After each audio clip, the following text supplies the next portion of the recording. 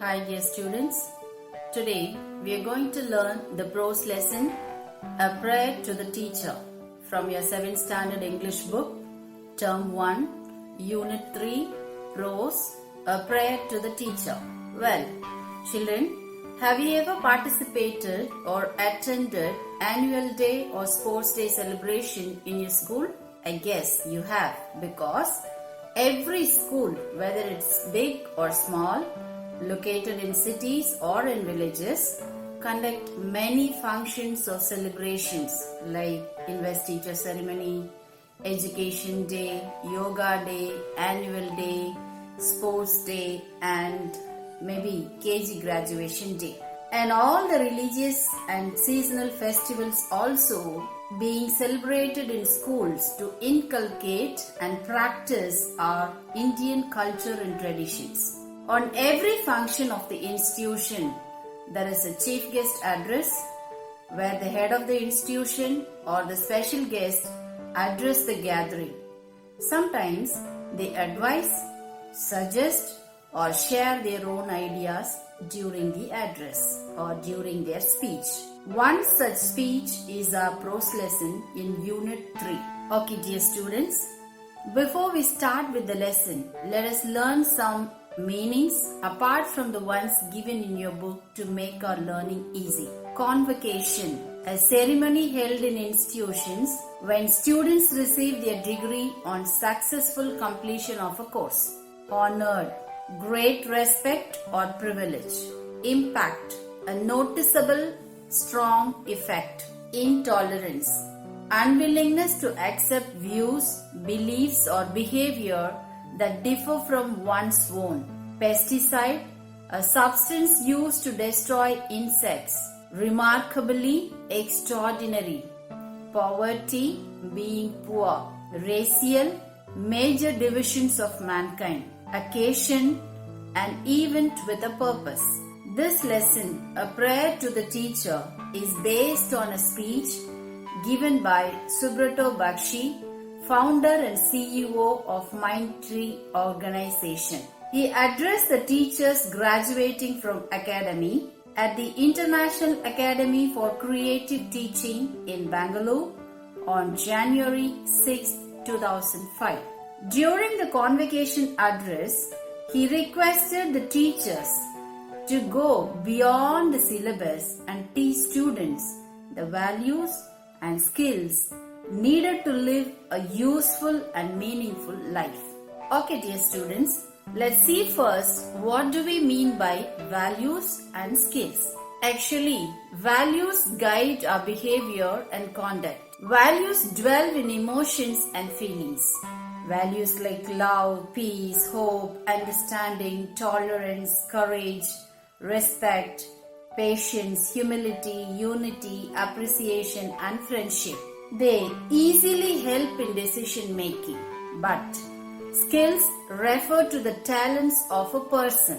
They are leadership, teamwork, communication skill, problem solving, flexibility, adaptability, and interpersonal skills. So, we come to an understanding that values show us what we want and skills help us achieve them.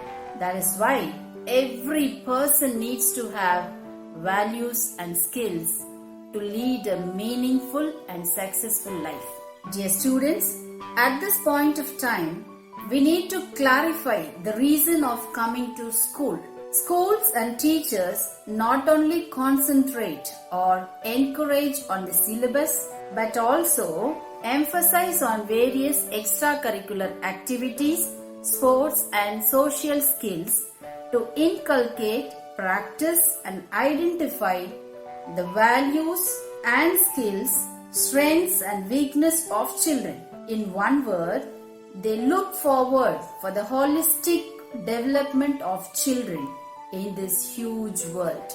Let's now get started with the lesson. Here, the speaker spoke on many important points on behalf of students. He first stressed on inclusion. It is not prescribed in the syllabus, but he requested teachers to make students understand how important the inclusion is for everyone to do well in life.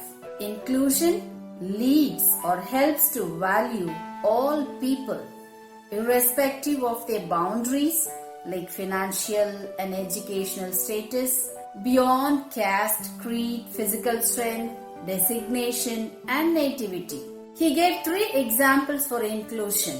Number 1, throwing or dumping the garbage on the road after cleaning our houses. Number 2, feeding our child in front of hungry servant without minding her. Number 3, taking only our child out without minding or ignoring our neighbor's children. Secondly, he said that in this era of technology, students are pushed or forced in the rat race or cutthroat competitions of entrance test, talent test, and etc. So, he emphasized to help students to communicate with number 1, an innocent child and nature. Number 2, with people who can't speak or hear. Number 3, with less privileged. Number 4, with seniors and juniors. Number 5, with the living and non-living things around the students. Thirdly, he asked to prepare students for the wide world with the ability to learn newer and more difficult things and to make students feel learning a joy. Fourthly, he emphasized to teach them to appreciate the interconnected nature of things by creating awareness about nature.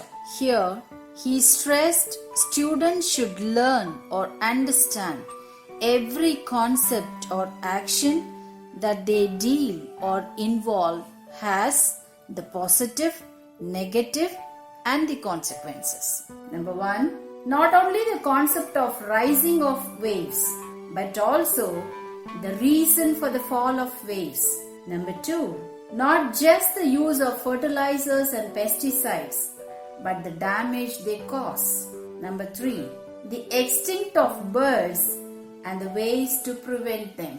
Fifthly, he wanted to inculcate the ability to question, which helps students to get answers, to improve better order of thinking, to be accountable, and especially to see the truth emerging. Sixthly, CEO Subroto clarified that in this commercial world, all the life-supporting things come freely. For example, number 1, the cow is not paid for the milk that it gives. Number 2, the earth and the sea do not ask for money for crops and fish that they provide. Number 3, the sun, the air, the river, and the clouds are free to us. Seventhly, he expected students to learn the power of silence, to stress their point without raising their voice, and to raise their voice when their silence hurts any other life. Finally, he pleaded teachers to develop a one-world feeling by understanding the fact that poverty, disease, and hunger do not have nationality, and it can be removed by oneness in the world.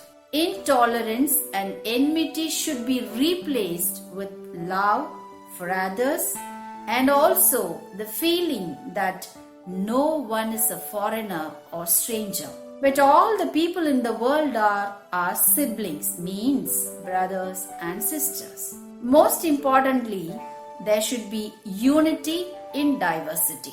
Thus, the speaker, CEO, concluded his convocation address wishing the graduating teacher's path be illuminated with the power of 1,000 suns and good luck throughout their life. So dear students, we have learned this lesson in detail.